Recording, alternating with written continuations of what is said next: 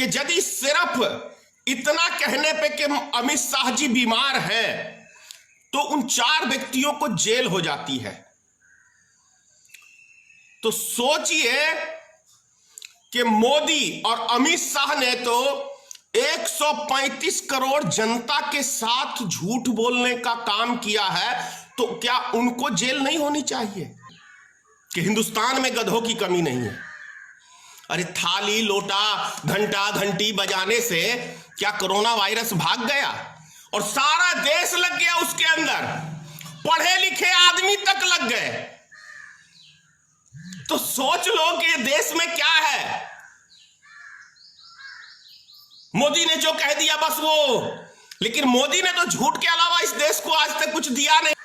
भारत की माता बहनों के लिए इंसाफ की मोदी जी बात करते हैं, मुस्लिम महिलाओं की ज्यादा चिंता रहती है मोदी को, लेकिन आज तक उसकी महिला अपनी जसोदाबेन, अपनी धर्म पत्नी जिसके साथ 7 फेरे नरेंद्र मोदी ने लिया, उसको 1 सेकंड का सुख नहीं दे पाया आज तक मोदी। तो देश की जनता को सुख देने वाला व्यक्ति लगता है आप लोग को? आदमियों को जेल हो गई है, वजह क्या है?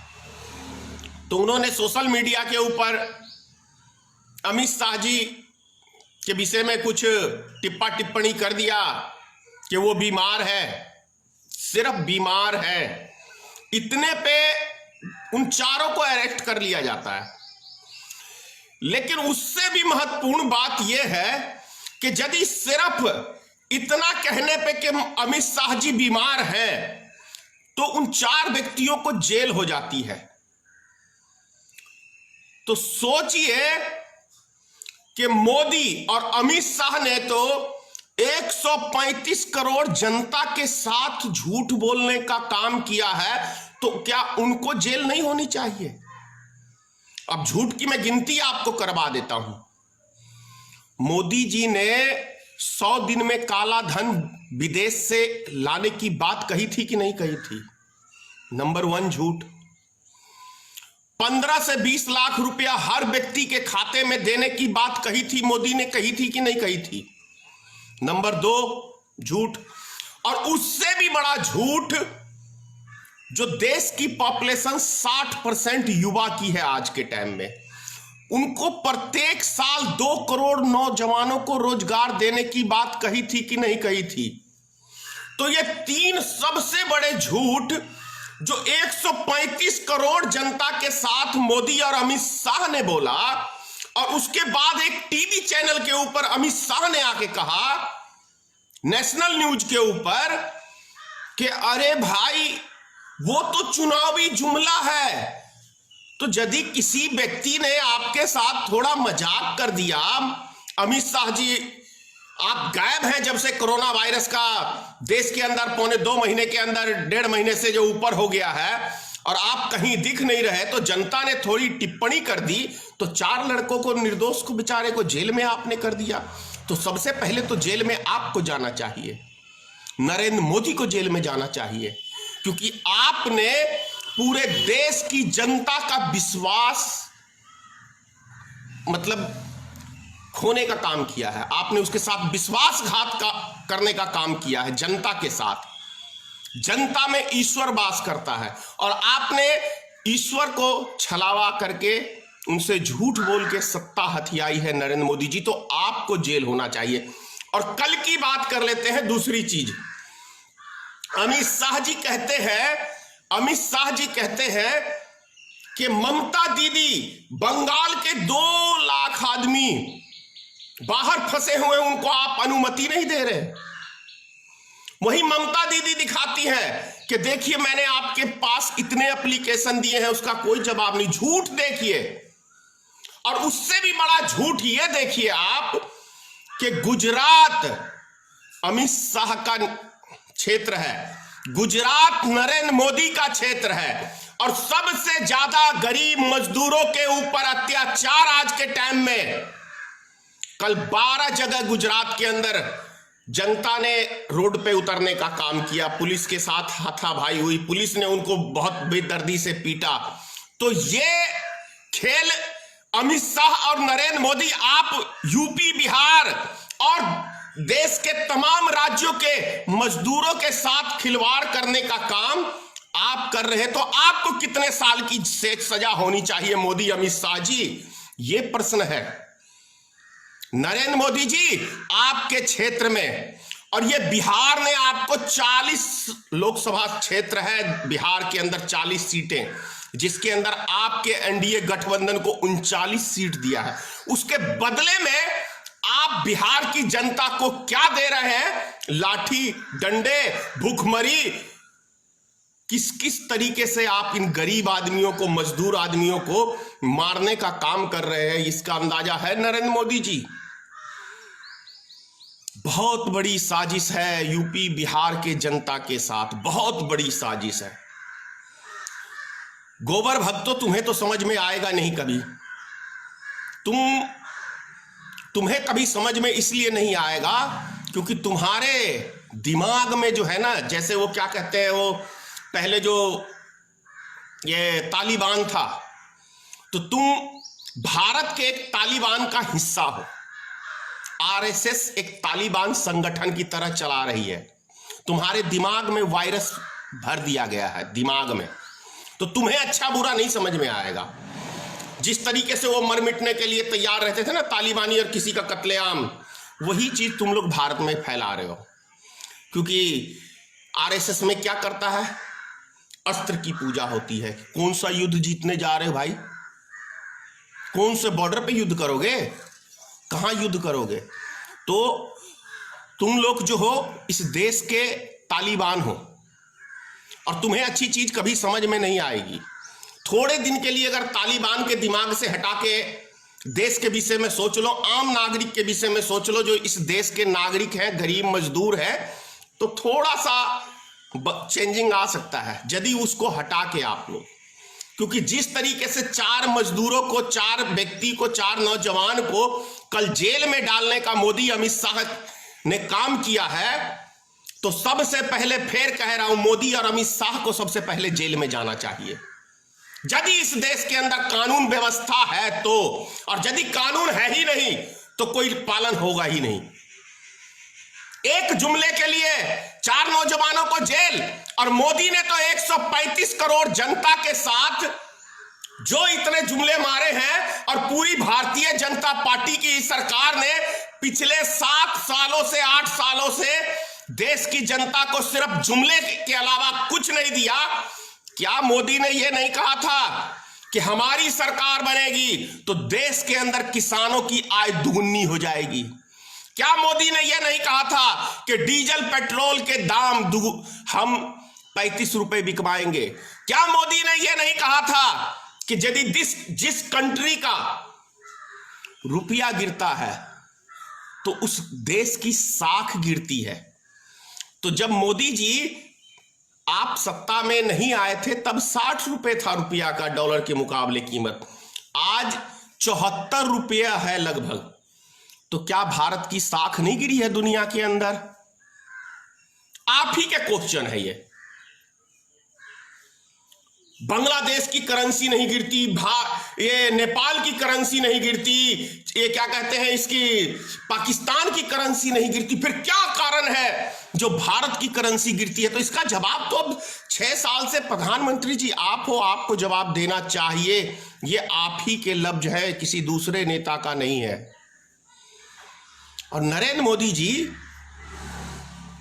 आप बोलते हो कि मैं हाई स्कूल में पढ़ा हूं 12वीं। आपका बयान झूठ की, मैं आपको आज सीमा आपकी बताता हूं। झूठ बोलने का कोई सीमा ही नहीं है नरेंद्र मोदी का। आपने कहा कि मैं 12वीं पास हूं, 12वीं पास करके मैं छोड़ दिया था घर बार 14 साल की उम्र में। तो पूरे देश के एक एक नागरिक से मैं समझता हूं गोबर भक्तों को भी यह बात समझ में आ जाएगी। मोदी के बयान के अनुसार कभी 14 साल का बच्चा 12वीं पास कर सकता है क्या? 2 साल की उम्र में पहली क्लास में कोई बच्चा आज तक गया है क्या? बहुत ही मतलब एक, मैं समझता हूं इस दुनिया का जो सबसे बड़ा मूर्ख होगा उसको भी यह बात समझ में आ जाएगी। और यदि मूर्खों का कोई सरदार होगा तो उसको कभी बात यह समझ में नहीं आएगी। तो मोदी झूठ बोलता है कि नहीं बोलता है?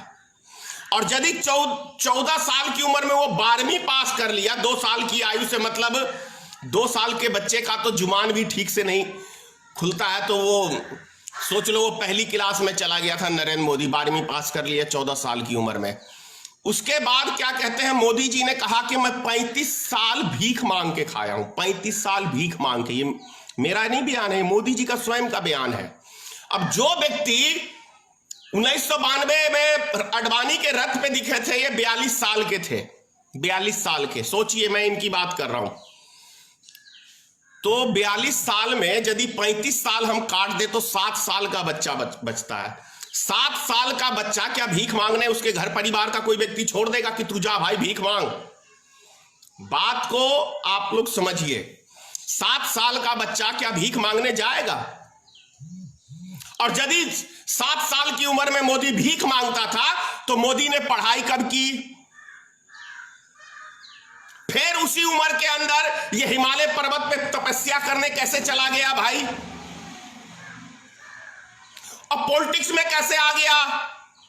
1973 से पॉलिटिक्स में है। तो झूठ की कोई नरेंद्र मोदी की सीमा नहीं है। भारत की माता बहनों के लिए इंसाफ की मोदी जी बात करते हैं। मुस्लिम महिलाओं की ज्यादा चिंता रहती है मोदी को, लेकिन आज तक उसकी महिला अपनी जसोदाबेन, अपनी धर्म पत्नी जिसके साथ 7 फेरे नरेंद्र मोदी ने लिया, उसको 1 सेकंड का सुख नहीं दे पाया आज तक मोदी। तो देश की जनता को सुख देने वाला व्यक्ति लगता है आप लोग को?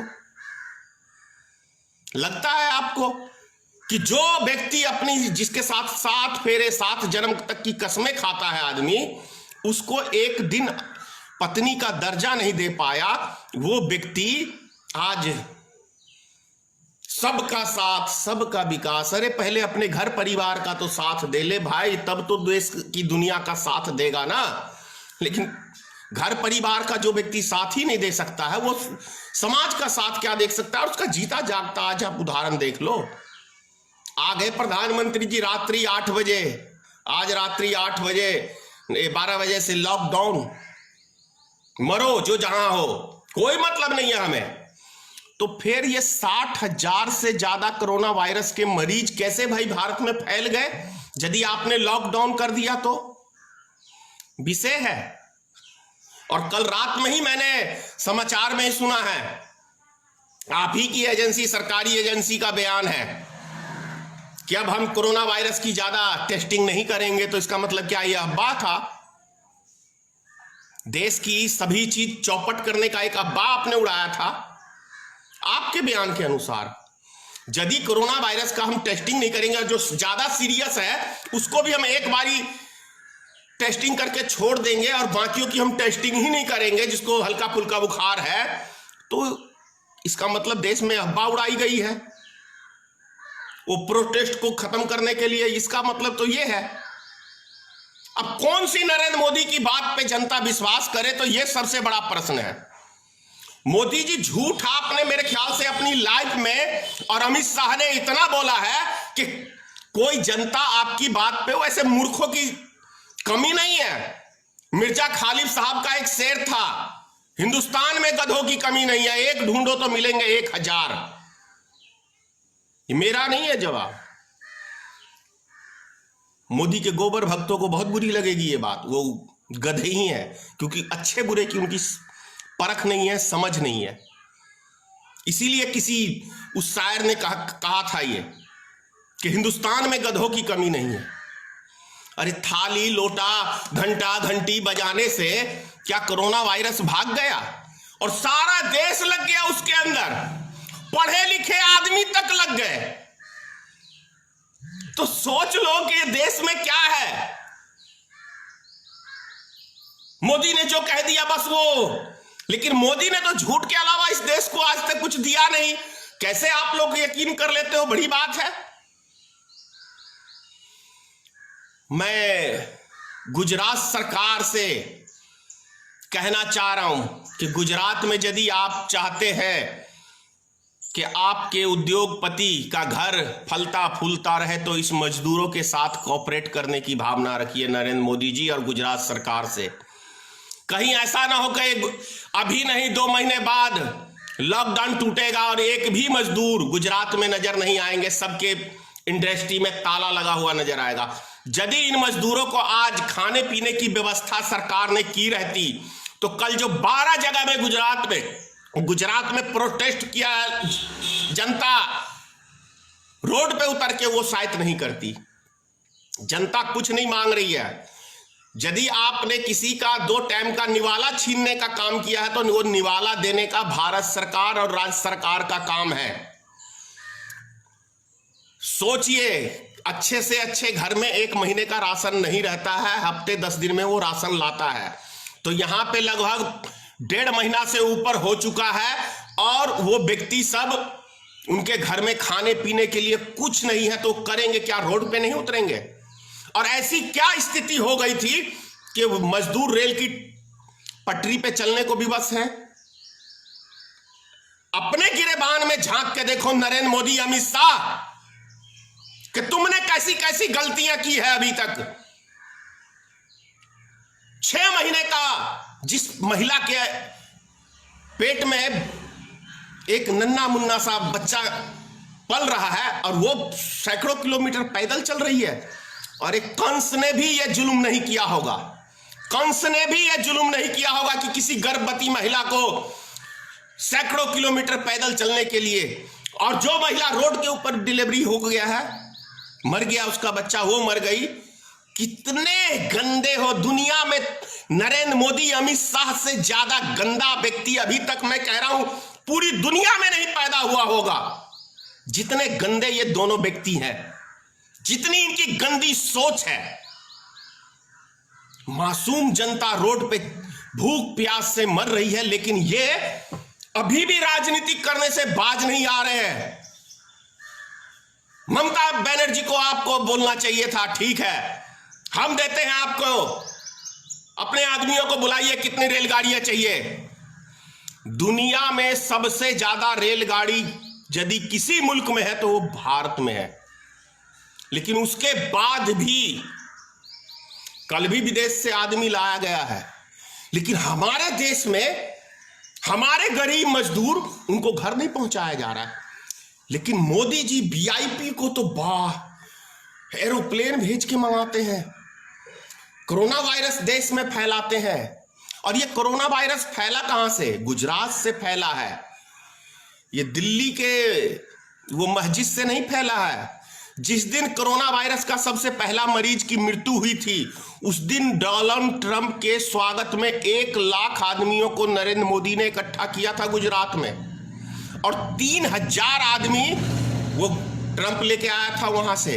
वो सारे बीमारी फैला के वो व्यक्ति, मतलब गुजरात के अंदर नरेंद्र मोदी ने कोरोना वायरस को फैलाने का काम किया। नरेंद्र मोदी की घटिया सोच, घटिया मानसिकता के कारण से आज पूरा देश, चाहे वो बिजनेसमैन हो, चाहे आम जनता हो, और गरीब मजदूर की तो कोई बात ही नहीं है, कितने बेचारे मर चुके हैं।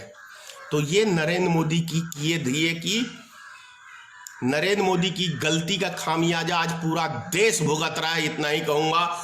जय हिंद, जय भारतीय मित्र पार्टी, सीताराम, मां भगवती इन 2 अज्ञानियों को सद्बुद्धि दे। साथ में है इनके जो गोबर के भक्त हैं, उनको मां भगवती, माता सरस्वती थोड़ी सी बुद्धि देना, ताकि इनका कुछ ज्ञान बढ़े और समझे देश हमारा कहां जा रहा है। जय हिंद।